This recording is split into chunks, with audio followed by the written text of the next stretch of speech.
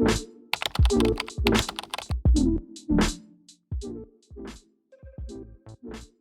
everyone, welcome back to Nutrition Made Simple, a video series that we created that takes common or even complex ideas surrounding your health, and we break them down into natural, easy to understand, and actionable steps that pretty much anyone can take. Now, this month we've been talking about our Core 4 supplements, and in case you've missed the previous episodes, our Core 4 supplements are a multivitamin, an omega-3, a greens powder with probiotics, and lastly on the list and what we're talking about today, magnesium. I am joined again today by Ed Jones, the owner, founder of Nutrition World. And if you've walked into our store or pretty much any supplement store, it's likely that you've seen magnesium, but you've seen it marketed as like a calming supplement or a sleep aid. And while that's true, and it's really good for that, it's actually responsible for over 300 biochemical functions within our body.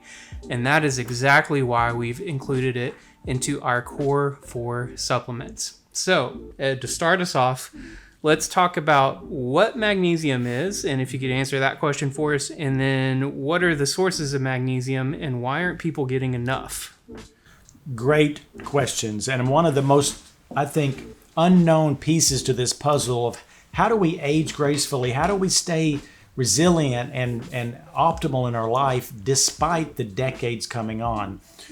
Well, there's many reasons and that happen that we fall apart, and that's why we talk about the Core 4. That is the foundational basis for supporting our body, our immune system, our longevity. And magnesium is a mineral, number one. So it's not a vitamin, it's not a fatty acid. It's something, I guess we could say mineral, something from the earth that can be mined, and I don't want to use the word gravel, but it's like from the earth. And there's all different kinds of magnesium, and most people do not take the correct kind. And you're exactly right. 300 processes within the body rely on magnesium. Kind of like your car relies on gas to run, and we know what happens when you run out of gas. Well, one of the issues is we don't eat the correct foods. Some of the foods that contain this, my number one most favorite food, avocados, contain a huge amount. Spinach, quinoa, some nuts, yogurt can contain some. Most processed foods and junk food doesn't. And one of the issues in this country is the imbalance between calcium and magnesium. Calcium, most people get about this much, and magnesium we get about this much. Why is that important? Because what happens when we don't get enough magnesium and sometimes actually get too much calcium is the calcium goes to places that it shouldn't. We don't excrete calcium like you would vitamin C. It actually sticks around a long time. Mm-hmm. And you know what? In the bones, we want it, but we don't want it in our kidneys, in our liver, our arteries, our plaque, our brain. We don't want excessive levels of calcium. The only way to slow that down is to do magnesium. Nature has put this perfect balance together between these balancing nutrients. So calcium's important, magnesium's important, but they work together in like a symphony. And so when you don't have enough, you're going to start accumulating calcium, and you're going to start turning to a rock statue about 10 to 15 years earlier than you would have otherwise. Yeah, and you've seen really the bulk of people are deficient in magnesium, right? The bulk of people are at least modestly deficient in magnesium. Blood testing is not extremely accurate for determining this, but just hearing what people eat is very obvious. Mm-hmm. And again, even if you do enough magnesium in your diet, if you're calcium rich too much, it's still not enough magnesium, right, because it's not balancing it. So with deficiency in mind, now it's not a for sure option, but what are some of the general symptoms that people might see if they're deficient? Well, one is if people have chronic kidney stones. Well, guess what? Kidney stones are made of calcium oxalate most of the time. Well, we just talked about it. Magnesium helps to prevent the formation of calcium. Well, kidney stone's a calcium formation crystal. Everything from aches and pains to migraine headaches is humongously studied for lacks of magnesium.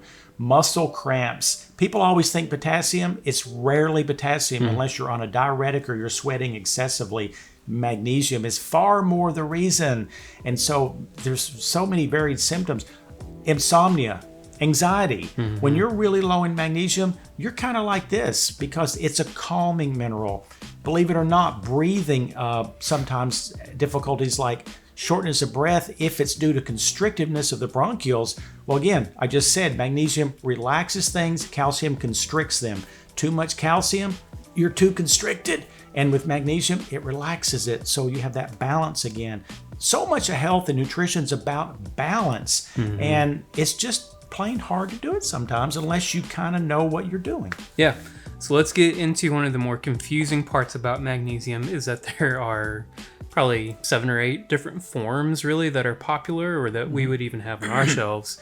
So let's talk about what we need to look for as far as forms and addressing maybe particular health issues and then what to stay away from. You know, it's a lot easier for me to say probably what to stay away from because magnesium oxide, OXIDE, is the most commonly sold magnesium anywhere. I don't care where you go. Most of the time it's going to say magnesium oxide. Guess what? That's awesome if you need to maintain regularity because oxide doesn't absorb well, so it stays in the gut. It tends to absorb moisture, so that helps sometimes people who have irregular movements because it's helping to build more moisture. And that's fine if that's what you want. But if you want it for brain health, heart health, and all the other health, you're going to need something that actually gets out of the colon and gets into the body parts. So my first recommendation is for the overall health, just don't buy oxide. But there are superior forms like this one here that we're offering, and many of them that are made from fancy words like glycinate and even chelates. And, you know, this one here's, you know, got bisglycinate and other forms. We have every kind there is. But the main thing is if you stay away from oxide, you're probably going to get some results. There is one special form called magnesium threonate that does only one thing. It's one of the few minerals that pass the brain barrier. We have this barrier like here that's a filter. It won't let almost anything in the brain, but it lets this special magnesium in. Studies are pretty clear that it may help memory and certainly help prevent decline of memory with age. So I personally take this particular magnesium with a little bit of magnesium threonate just for the mental status. No, that's cool. I didn't know you took both of them. Yep. So just for general information, I know you mentioned chelate. Can you give just a general definition of what a chelate is and why it's important? When you see these fancy words, let's say the word chelate. Chelate actually means, I think, in Latin, claw. And so what it's done is it's taken a piece of mineral like magnesium. It could be any mineral. It could be zinc and calcium. Well, those things aren't super easy for us to absorb, but if you connect them with something that's like a carrier or a claw, then it will help pull that into the human body, and it just aids absorption. There's no downside to it. It costs a couple dollars more, but that's the way it works. You could literally go out probably in your yard, and if you dug down and found some rock, you could probably grind it up and have some magnesium in that rock, but you're not going to get absorption because there's nothing to help carry it. So chelate carries it more into the body. Cool. Well, thanks. So this particular magnesium is an offering by NutriBio. It does have two or three different forms of magnesium. Let me check. So it does have dimagnesium malate, and then it does have magnesium bisglycinate, which is another chelate. So it's covering your bases. You're getting a couple different forms, which is good. It is a highly absorbable form. And this serving is 2 capsules, and that's going to give you 200 milligrams of magnesium every day. So can you do more if you wanted to, or is it necessary to do more? You know, a lot of nutrition is individualizing the plan based on what you eat, your health, your age. However, I honestly believe that we should shoot for 400 milligrams per day minimum, and maybe even go higher, because sometimes when you have people with heart arrhythmias, extra amounts of magnesium can help balance that heart arrhythmia and bring it back into balance. So I've seen it work at 600 milligrams where it didn't work at 200. Sure. Again, if you have medical conditions, check with your doctor. But I really think you should shoot for 400 milligrams of a good magnesium that's not causing loose stools. If you get a loose stool, you just cut back on the dose. Right. So this is capsules. If you're tired of pills, we do have powders that you can mix with water that are, they Tastes pretty good, actually. They do now. It's great for evening if you're wanting something to try to help calm you down. And of course, you have bath salts. You have a ton of different magnesium products that are really great. You're not going to get the absorption with something like that that you would with a powder or capsule, but it can definitely help relax and calm those muscles. So, hey, we hope this was helpful. This is our last product on our Core 4, so be sure to check out our website. Be sure to check out the Core 4 products. We are offering an auto ship now, so you can have the Core 4 products delivered to your door each and every month for one low price, so you can look at that on our website.